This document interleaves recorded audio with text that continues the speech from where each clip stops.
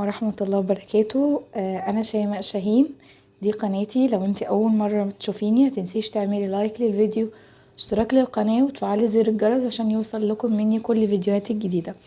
فيديو النهاردة هنعرف فيه مع بعض ايه هي انواع اللانش بوكس، وازاي لو انا بختار دلوقتي، لو انا مامي جديدة وبختار لولادي اللانش بوكس بتاع المدرسة، ايه هي الحاجات اللي ادور عليها في اللانش بوكس، وايه هي الحاجات اللي اتجنبها عشان ما اضطرش كل شوية ان انا اشتري حاجة جديدة.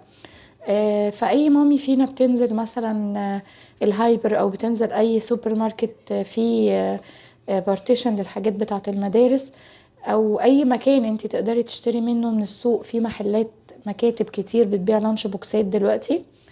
ايه هي الحاجات اللي تبصي عليها في اللانش بوكس، مش مجرد الوان واشكال كده تجذب الانتباه.